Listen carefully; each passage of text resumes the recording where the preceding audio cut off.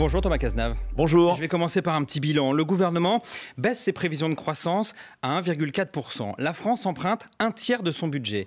La charge de la dette, dans ce que nous coûte d'emprunter, c'est 48 milliards d'euros l'an prochain. C'est l'équivalent du budget de la défense. Avec de tels chiffres, est-ce que notre pays n'est pas au bord de la faillite? Alors d'abord, vous l'avez dit, on a une économie qui a bien résisté en 2023. On va avoir 1% de croissance. Nos entreprises continuent à créer des emplois. Et ça, c'est une très bonne nouvelle. On a des incertitudes internationales pour 2024. Vous l'avez vu, les Allemands, par exemple, sont rentrés en récession. L'économie chinoise ralentit. Donc, on a des incertitudes. On a préféré réviser notre croissance avec quand même une hypothèse, 1,4% de croissance. C'est une croissance dynamique, c'est de la création d'emplois. Mais l'enjeu, vous l'avez dit, c'est réduire notre déficit public. Parce qu'on a une dette qui est quand même Parce qu'on a une dette abyssale. Absolument de 3 000 milliards. Est-ce qu'on n'est pas à la merci de nos créanciers, des agences de notation notamment? On a 3 000 milliards de dettes. Vous avez tout à fait raison. Aujourd'hui, pour le budget 24, c'est 40 milliards d'euros et on anticipe que ça dépassera le budget d'éducation nationale d'ici 2027. Donc c'est notre responsabilité. On vous sent très détendu avec ces chiffres qui sont quand même affolants. J'essaie de faire de la pédagogie pour expliquer pourquoi. Moi, je défends avec Bruno Le Maire l'idée qu'il faut réduire notre déficit public. Nous avons protégé les Français, protégé les entreprises pendant la période de crise. C'est vrai qu'avant la crise du Covid, nous avions réduit notre déficit public.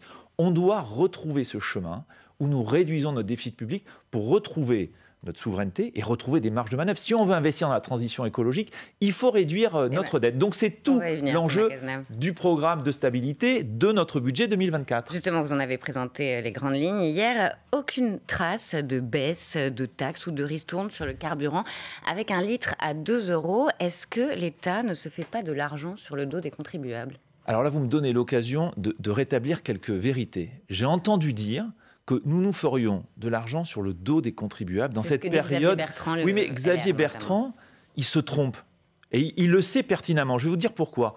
Cette année, on a à peu près dépensé 40 milliards d'euros pour protéger les Français contre l'inflation, avec les boucliers énergétiques, avec les primes, avec les soutiens à la consommation du carburant. Mais aujourd'hui, on sort du bouclier énergétique et le litre est toujours aussi cher. Laissez-moi finir ma démonstration.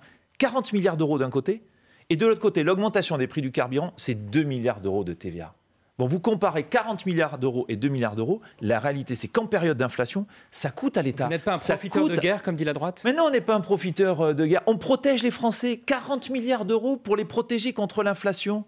C'est ça la réalité. Et si on a un déficit public important et qu'on souhaite en sortir progressivement, c'est bien parce qu'on a protégé les Français. C'est toujours une mauvaise nouvelle pour les Français, l'inflation, mais aussi pour l'État, parce qu'il protège les Français. Ce qui coûte aux Français aujourd'hui, c'est notamment le prix du carburant. Ce que vous nous dites ce matin, c'est que quoi qu'il y arrive, il n'y aura plus aucune aide sur l'essence, ni générale, ni ciblée. Je vous donne un chiffre. La baisse des prix du carburant, la ristourne de carburant, 12 milliards d'euros qui avaient été consacrés. Et de manière identique pour tout le monde. Que vous soyez bas revenu ou que vous ayez les moyens de faire votre plein. Moi, je ne suis pas favorable à ce qu'on remette une ristourne qui consiste à dépenser 12 milliards d'euros, non pas dans la poche de l'État, mais c'est aux contribuables qu'on va demander de... Vous l'assumiez politiquement à l'époque. C'était une demande de la droite, mais ça a été assumé. Ce que je veux vous dire, c'est qu'aujourd'hui, moi, je préfère la démarche qui consiste non pas à réparer après l'augmentation des prix du carburant, mais traiter le problème à la source. C'est-à-dire dialoguer avec les distributeurs, avec les pétroliers, maintenir le prolongement du bouclier qu'ils ont installé, notamment Total Énergie, en disant on ne dépassera pas les 2 €. Vous avez redonné la patate chaude aux entreprises. Vous non, mais pourquoi? Mais c'est plus efficace. C'est plus efficace. On ne va pas, par exemple, laisser les entreprises augmenter leurs prix, puis ensuite les taxer pour faire mettre en place un chèque. On va directement à la source, on discute avec elles parce que c'est plus efficace. Négocier avec les distributeurs, regarder les marges, notamment des raffineurs. Donc on a un travail qui a été en cours, le dialogue continue, généraliser les opérations à prix coûtant. Bref, travailler à la source pour assurer la maîtrise du prix des carburants. Bruno Le Maire envisage de taxer les profits excessifs des raffineurs. Ça veut dire combien?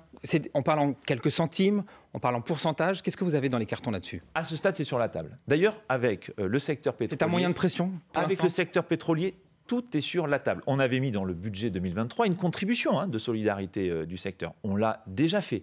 On est capable de le faire. Ce qu'on souhaite, c'est discuter avec les distributeurs pétroliers, regarder leurs marges, voir quels engagements ils peuvent prendre, mais nous n'excluons aucune réponse et celle-ci peut en faire partie le moment venu. Est-ce que vous nous confirmez qu'il n'y aura pas de hausse des prix de l'électricité de 10 à 20% en 2024? On sait qu'il venait d'augmenter en août. Alors, aujourd'hui, vous savez, l'État prend en charge 37% de la facture d'électricité des Français. on a des prix de l'énergie qui ont considérablement baissé par rapport au pic de la crise en 2022. Nous, on souhaite sortir progressivement des boucliers. Je l'ai dit, pourquoi ?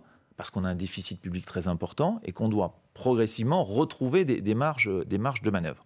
Nous connaîtrons l'évolution des prix de l'électricité en décembre, pas avant. Là, c'est trop tôt pour dire comment vont évoluer les prix de l'électricité.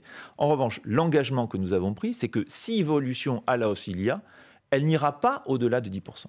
D'accord, donc l'État, le bouclier tarifaire pourra continuer d'une certaine façon sur l'électricité en partie. Nous sortons progressivement des boucliers parce que nous devons sortir progressivement des dispositifs de gestion de crise. Nous n'avons pas les moyens de maintenir des dispositifs aussi coûteux alors que nous avons un déficit public important et surtout parce que les prix de l'énergie ont continué à baisser. Fabien Roussel, le secrétaire national du Parti communiste sur France Info, hier disait redouter demain des irruptions de la faim, parce qu'il n'y a pas que l'essence et l'électricité qui augmentent. Si rien n'est fait, il appelle les Français à passer à l'action. Écoutez.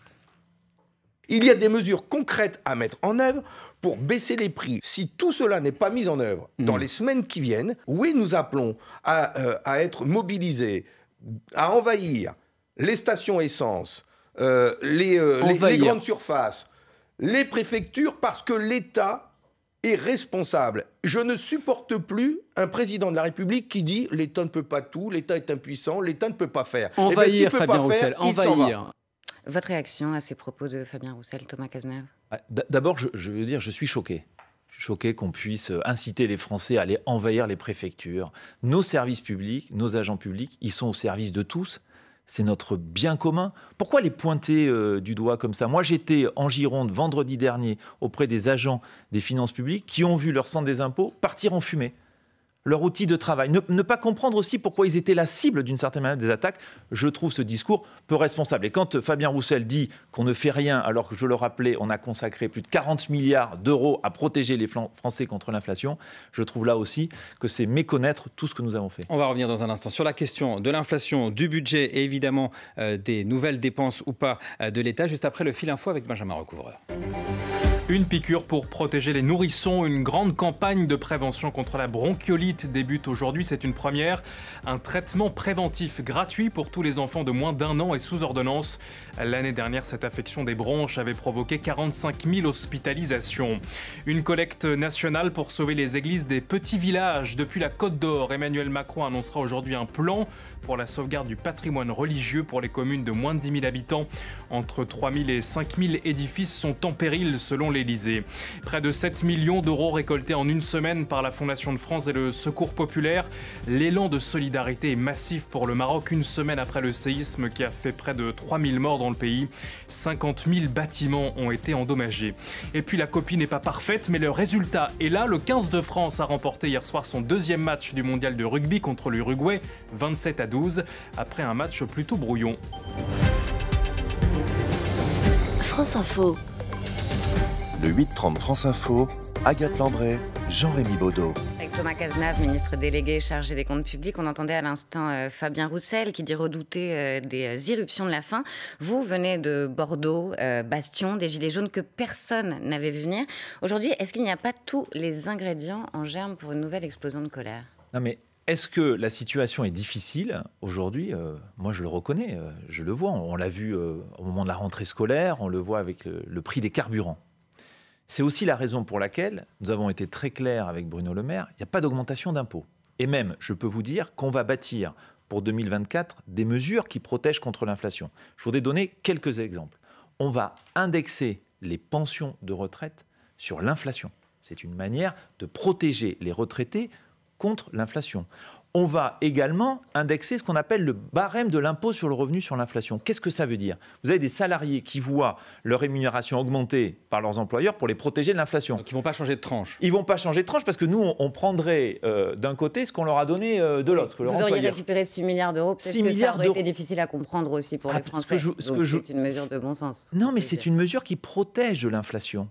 Donc, les prestations sociales seront indexées, les pensions de retraite sont indexées et les salariés protégés. Donc, c'est l'équivalent, je le redis quand même, cet effort-là de 25 milliards d'euros. C'est un véritable bouclier inflation. Donc, on a conscience tous les jours que cette question elle est prioritaire. C'est la raison pour laquelle on a un travail avec les industriels qui a été lancé par Bruno Le Maire et Olivia Grégoire, qu'on a ce travail avec les distributeurs de carburant. Donc un travail tous les jours à Bercy. Nous regardons ces sujets de près pour apporter des réponses aux Français. Mais juste là, on parle de Français qui sautent des repas. La consommation alimentaire a diminué de 10% selon l'INSEE en 10 ans. 10%, c'est énorme. Est-ce que le risque, c'est pas de paraître un peu déconnecté dans le contexte? Est-ce que vous parlez suffisamment à ces Français, là, à ces classes populaires? Gérald Darmanin, qui est ministre de votre gouvernement, lui, il a l'air d'en douter. Moi, je vais vous dire, on a tous un ancrage local. Moi, j'habite Bordeaux.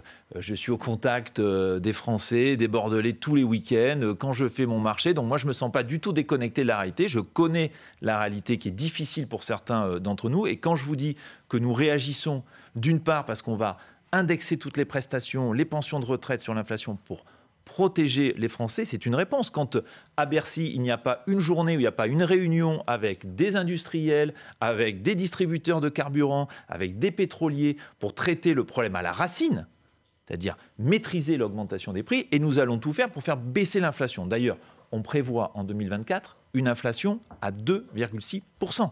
Donc c'est notre priorité, réduire l'inflation dans le pays. Tout ça dans un contexte où vous annoncez, vous en parliez au début de cette interview, un budget plus écologique, plus vert. Vous mettez sur la table 7 milliards d'euros pour la transition écologique. Si je reviens sur le rapport de l'économiste Jean Pisani-Ferry, lui proposait 66 milliards. Est-ce qu'on n'est pas un peu loin du compte? Alors, on a deux dettes. On a parlé de notre dette financière, 3 000 milliards d'euros. Il faut absolument qu'on réduise notre déficit public parce qu'on n'a plus de marge de manœuvre, y compris pour faire la transition écologique. Et pourquoi il faut la faire? Parce que la deuxième dette, c'est la dette écologique. Il ne faut pas opposer ces deux dettes. Moi, je considère que le monde a changé. Je ne peux pas être comme investir beaucoup plus massivement. Je vais y venir. Je ne peux pas me comporter comme un ministre du budget il y a 20 ou 30 ans qui ne regarderait que la dette financière. On a aussi la dette écologique. Et c'est le budget le plus vert de notre histoire. 7 milliards d'euros de plus pour l'État. Mais vous oubliez l'investissement des collectivités territoriales.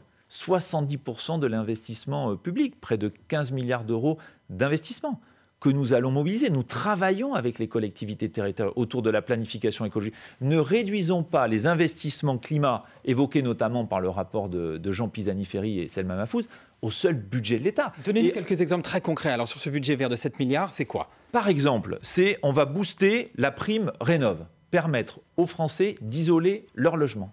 On va mettre près d'1 milliard d'euros supplémentaires sur le sujet. On va permettre de financer avec les collectivités territoriales la rénovation de 40 000 écoles dans notre pays. Et je trouve que c'est un magnifique chantier. C'est à la fois réduire les émissions climatiques, mettre nos enfants et nos enseignants à l'abri, y compris des très grosses chaleurs, comme on l'a vu, et réduire... le budget, par exemple ? Aujourd'hui, c'est plus de 500 millions d'euros que l'on met dans le cadre du budget vert. Le budget vert, c'est comment l'État accompagne les collectivités territoriales, 2,5 milliards pour adapter nos villes au réchauffement climatique. Et nous avons aussi une ligne très importante, accompagner les agriculteurs dans la nouvelle donne climatique, la réindustrialisation du pays. Donc vous voyez, le budget, il a pour priorité la transition écologique. On l'assume, nous sommes attendus sur ce sujet-là et c'est conforme aussi à toute la stratégie de planification écologique qui est la nôtre. Vous disiez tout à l'heure qu'il n'y avait pas de hausse d'impôts. Pourtant, vous augmentez bien des taxes. Vous voulez doubler notamment la part prise en charge par les patients en cas d'achat de médicaments ou d'actes paramédicaux dans le budget de la sécurité sociale. Est-ce que vous assumez cette mesure? Alors aujourd'hui, les dépenses de produits de santé sont extrêmement dynamiques. Extrêmement dynamique. Vous savez, les dépenses de médicaments, c'est 35 milliards. Et aussi, on constate... Dynamique, ça veut dire qu'on dépense beaucoup. Ça dépense beaucoup, ça prescrit beaucoup, ça consomme beaucoup de médicaments. Mais les généralistes disent qu'il n'y a pas d'abus des Français. Les généralistes, on constate aussi que parfois, il y a de la surprescription. La Haute Autorité de Santé le constate aussi. Donc notre sujet, c'est qu'il y a des malades qui ont absolument besoin d'accéder aux produits de santé. Et cela, il n'y aura aucun changement pour eux parce qu'il y a aujourd'hui un plafonnement de 50 € par an. Il ne bougera pas. Qu'on ait une réflexion aujourd'hui en disant comment est-ce qu'on réduit des prescriptions de médicaments qui ne sont pas toujours très utiles. Chacune et chacun d'entre nous constate que dans sa boîte à pharmacie, il y a parfois beaucoup de médicaments. Les Français prennent trop de médicaments par confort. Je dis que dans l'acte de prescription, y compris avec les médecins, dans les réflexes des Français, on a un usage extrêmement important des médicaments. Mais je vous invite à regarder chez vous, on a tous beaucoup de médicaments. Donc il faut regarder la prescription, il faut regarder aussi la prescription à l'unité. Donc c'est un travail à la fois, notamment. Les conditionnements, absolument. Donc on pourrait quand même convenir tous ensemble qu'il y a un peu de gaspillage sur ce sujet-là. On pourrait faire des économies. Donc c'est l'idée de comment est-ce qu'on fait quelques économies? Parce que quand même, le budget de la sécurité sociale, il faut aussi qu'on le maîtrise. On est attaché à notre modèle. Oui. Et pour faire des moyens, il faut quand même se dire, est-ce qu'on peut réguler nos dépenses de santé pour garantir et pérenniser notre modèle? Mais donc, une hausse des taxes sur les médicaments, en revanche, pas touche à l'alcool. Vous vous êtes battu pour qu'il ne soit pas taxé davantage. Donc, les médicaments, oui, mais l'alcool, non. Non, mais l'alcool, moi, je vais vous dire, ma conviction, c'est qu'il ne faut pas penser dans notre pays que dès qu'on a un problème, on va résoudre ce problème par une taxe. Sincèrement, si on pense qu'on va résoudre les problèmes, qui est un vrai problème, d'alcoolisme dans le pays, parce qu'on va augmenter de quelques euros ou quelques centimes d'euros le prix, par exemple, d'une bouteille de vin, honnêtement, ce serait un mensonge. Mais là, pas vous parlez en parce tant que que vous étiez ministre député de- Non, mais ou en tant qu'élu de Bordeaux? Mais bien sûr, mais ce que je veux vous dire par là, c'est que oui, il faut des campagnes de lutte contre l'alcoolisme. Mais ne laissez pas penser aux gens que parce qu'on va augmenter une taxe, on va réduire l'alcoolisme. L'alcoolisme, c'est un sujet sérieux, c'est un sujet de campagne, d'information, de prévention. Et moi, je peux vous dire, comme élu de Bordeaux, en effet, que quand vous arrachez 10 000 hectares de vignes dans le Bordelais, nous avons un secteur vitivinicole en crise dans notre pays. Voilà. Donc, attention, la lutte contre l'alcoolisme, ce n'est pas nécessairement une taxe. La fiscalité ne peut pas tout dans notre pays. J'aimerais bien arriver aussi à passer cette conviction. Vous promettez donc qu'il n'y aura pas de hausse d'impôts. Il y avait néanmoins des baisses d'impôts promises notamment par Emmanuel Macron qui avait promis 2 milliards pour les classes moyennes. Elle est remisée, on la verra pas cette baisse? L'engagement sera tenu.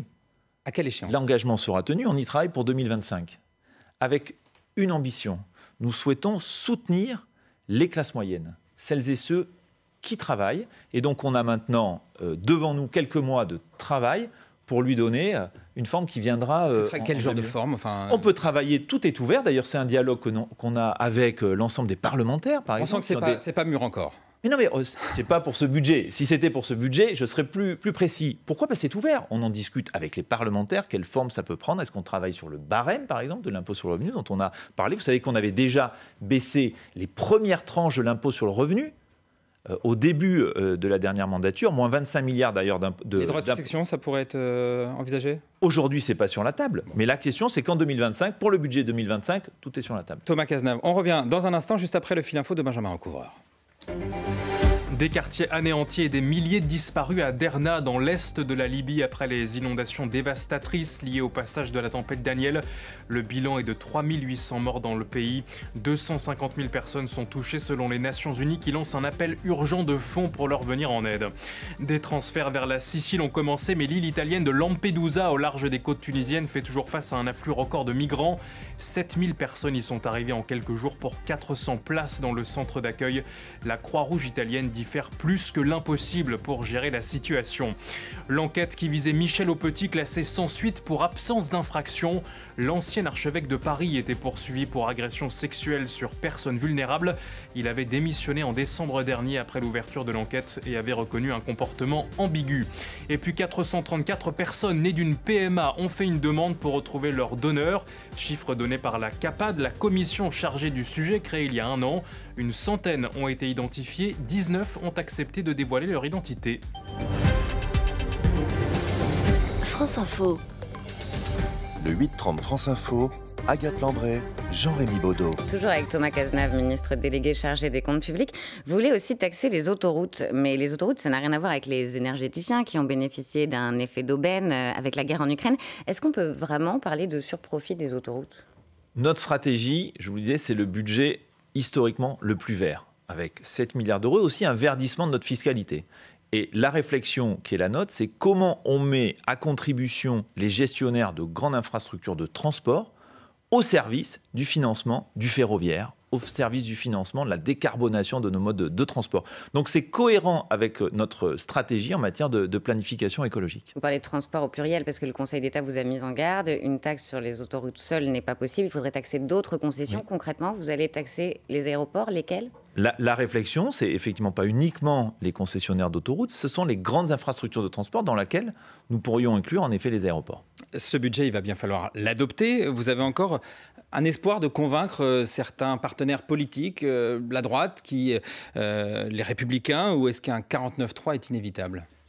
Ma priorité comme ministre des Comptes publics, c'est que nous soyons dotés d'un budget avant la fin de l'année. En fait, on a besoin d'un budget. On a besoin, j'insiste là-dessus, parce qu'on y reviendra sur le 49.3, mais notre pays a besoin, avant la fin de l'année, d'un budget. Sinon, pas de financement de nos hôpitaux, de nos agents publics, un pays à l'arrêt. Donc on doit avoir un budget. Je pense que les Français ne comprendraient pas qu'on laisse le pays sans budget. Est-ce qu'ils peuvent comprendre que des groupes d'opposition ne votent pas le budget parce qu'ils sont dans l'opposition? Peut-être. En revanche, vraiment, moi, ce que je rappelle ici, c'est que le 49.3, il a été utilisé, il a été pensé justement pour éviter de se trouver dans une situation où nous n'aurions pas de budget, pas de capacité à financer nos services publics, pas de capacité à financer nos 49.3 dit potentielle motion de censure et donc risque de faire tomber le gouvernement. Mais c'est la menace de la droite. Ce que je voulais vous dire, c'est que même si on n'arrive pas à trouver un accord sur le budget, nous discutons de manière extrêmement rapprochée avec tous les groupes. Y compris les groupes d'opposition. J'ai réuni la semaine dernière à Bercy, dans le cadre des dialogues de Bercy, tous les groupes de l'opposition et de la majorité. Assemblée, Sénat. On a convenu de se revoir la semaine prochaine sur des objets très concrets. Financement de la transition écologique, les économies, le logement. Vous pourriez avoir le soutien des Verts, par exemple ? On pourrait. Moi, ce que je souhaite, avec l'ensemble des forces politiques, c'est, à défaut de se mettre d'accord sur le budget de manière générale, et c'est à eux de nous dire s'ils veulent franchir le pas de voter un budget. Est-ce qu'on peut néanmoins se mettre d'accord sur quelques sujets ? Lutte contre la fraude. J'ai entendu des groupes d'opposition me parler lutte contre la fraude. D'autres me parlaient économie dans le champ de l'État, des collectivités. D'autres sur le financement de la transition écologique. Ce que je souhaiterais, et je pense que les Français l'attendent, c'est qu'au-delà de nos divergences, on puisse sur quelques sujets travailler ensemble. Et c'est tout le travail que nous continuons à faire, je continue à faire en recevant les parlementaires, pour travailler sur des solutions concrètes au service des Français et qui nous permettent de nous dépasser sur quelques sujets. Mais juste un mot, vous prenez au sérieux la menace d'une motion de censure de la part des Républicains ? Honnêtement, la motion de censure, ça leur appartient. Moi, mon objectif, j'explique aux Français que mon objectif, c'est qu'on ait un budget avant la fin de l'année. Donc, faut-il utiliser le 49.3 si on n'a pas de majorité ? Bah oui, c'est prévu pour ça. Moi, je veux un budget. Après, il appartiendra aux Républicains et aux autres groupes politiques de décider ou pas de se joindre à une éventuelle motion de censure. Moi, je suis concentré sur notre projet, l'explication de notre projet, le dialogue avec l'ensemble des forces politiques. Thomas Cazenave, 7000 migrants ont débarqué sur l'île italienne de Lampedusa mercredi. C'est l'équivalent de la population locale.